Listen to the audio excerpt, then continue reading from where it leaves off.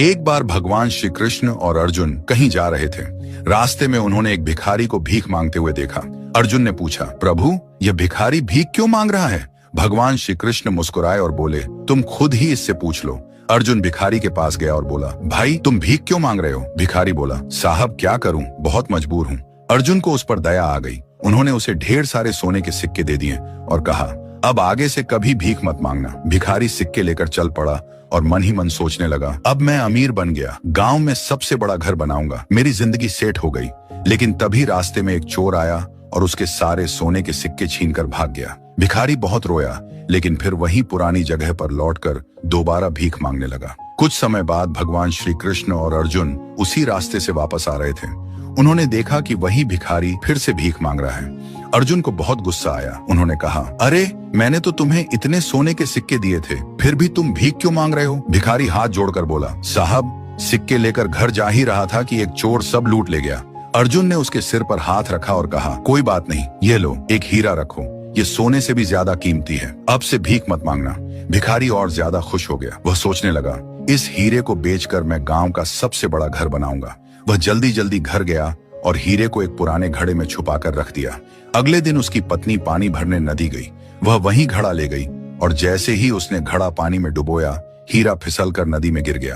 कुछ समय बाद भगवान श्री कृष्ण ने उस भिखारी को फिर देखा। उन्होंने उसे बुलाया और सिर्फ 2 सिक्के दे दिए।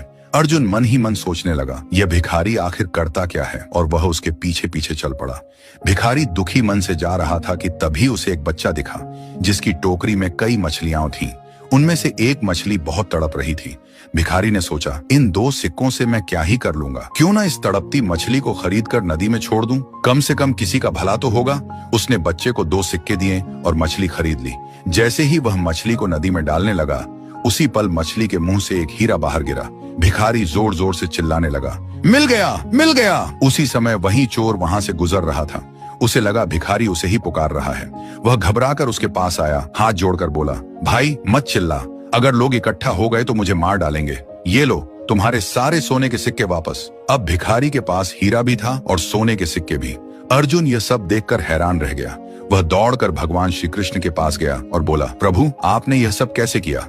भगवान श्री कृष्ण मुस्कुराए और बोले, अर्जुन जब तुमने इसे सोना दिया तब इसने सिर्फ अपने बारे में सोचा, जब तुमने हीरा दिया तब भी इसने सिर्फ अपने बारे में सोचा, लेकिन जब मैंने इसे सिर्फ 2 सिक्के दिए तब इसने दूसरों के बारे में सोचा, और इसलिए मैंने इसके बारे में सोचा। निष्कर्ष, इस कहानी से हमें यही सीख मिलती है कि जब हम केवल अपने बारे में सोचते हैं तो भगवान भी हमें सिर्फ आज देता है, लेकिन जिस दिन हम दूसरों के दर्द को समझकर निस्वार्थ भाव से मदद करते हैं